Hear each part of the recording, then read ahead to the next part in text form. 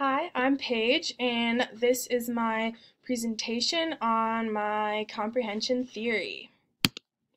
So, my first principle of comprehension is being able to concentrate and have a focus on your reading material. Having little distraction and an awareness of your material is going to benefit your ability to comprehend the text. In activity 1, this was practiced in all three activities. So task 1, activity 1, we were to try and comprehend a passage while someone was speaking and making background noise. This was very difficult to comprehend the information in this passage. It was really hard to concentrate with all that noise happening.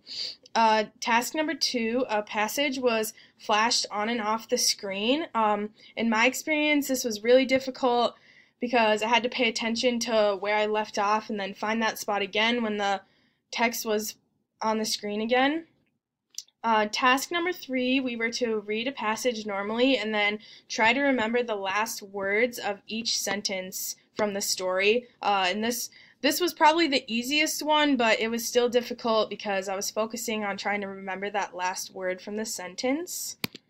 And according to the RAND report, in order to comprehend, a reader must have a wide range of capacities and abilities, some including attention, memory, inferencing, and visualization ability. Comprehension entails 3 elements as well, the reader, the text, and the activity, which is the comprehension part. We define comprehension as the act of constructing meaning or oral written text, and that's from the Duke article. My second principle of comprehension is having motivation and knowledge. Motivation plays an important role in comprehension because the reader needs a purpose and an interest in the content in order to successfully take away from what the passage is trying to say. Knowledge is also very important in the aspect of comprehension because knowing about the topic and having knowledge about grammar and vocabulary rules is going to grant the reader success. In activity number 2, motivation and knowledge were especially important when it comes to the passages that we read here. We were to read 2 different versions of a passage and then compare and contrast between the 2. In passage number 1, there were many grammar issues and the story just seemed to run on, and it was also difficult to understand when they were talking about specific characters in the story. In the first passage, they were just kind of referred to as they, he, she, and then I think they said grandpa in the first one. In passage number 2, the characters were addressed in the beginning, which made the story way easier to follow for me, but grammar was still a little bit iffy here. Nothing was perfect, but still a little better than passage number 1. So motivation was utilized during this comprehension process because you needed to have interest and a purpose in order to finish the reading passage. Knowledge was also important here because having background knowledge and grammar and sentence structure was pretty vital in order to look past all the errors in the passages. So in the Duke article, rather in our view of comprehension, the reader creates and adjusts a mental representation of the text using multiple interacting factors, including the text, the listener or the reader, and the content in which the communication occurs. Theorists believe that these factors work together to build meaning in the following ways: that the reader accesses meaning of words in the text, the reader has knowledge about what pronouns are referring to, and by making sure the reader can infer one portion of the text is relevant to the other.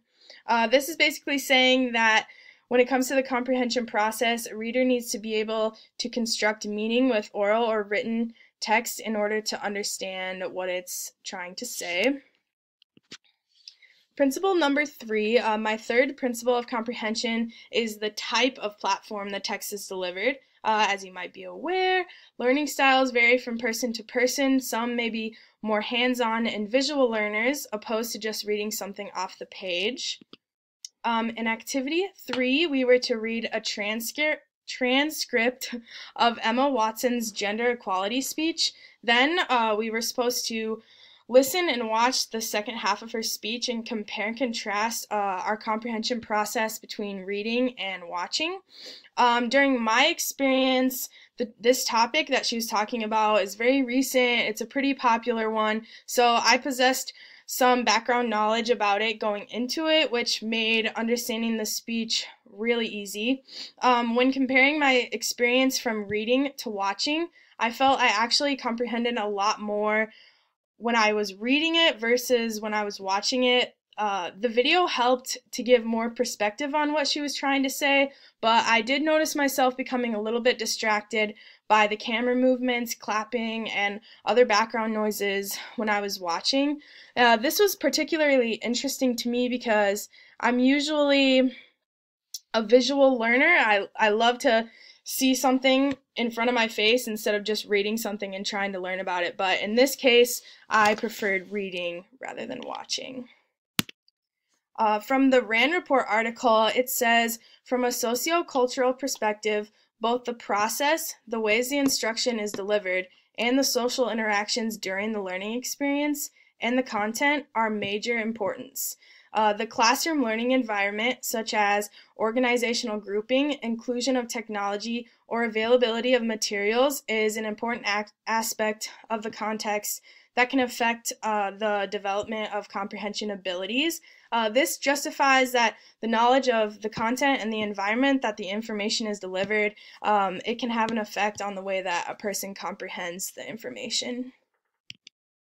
For my final comprehension principle, I chose background knowledge. Having poor background knowledge or little understanding of the text is going to have large effects on comprehension.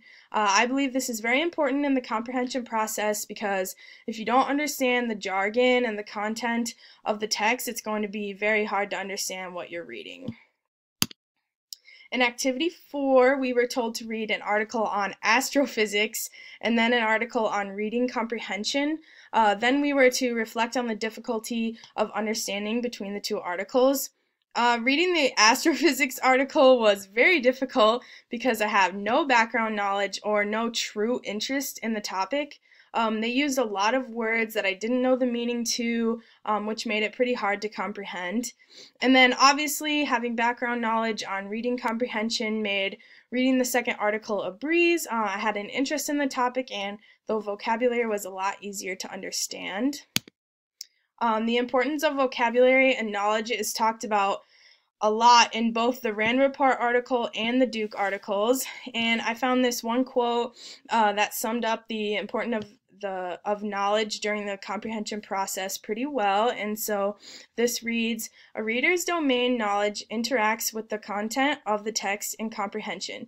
In addition to content, the vocabulary load of the text and its linguistic structure, discourse style, and genre also interact with the reader's knowledge.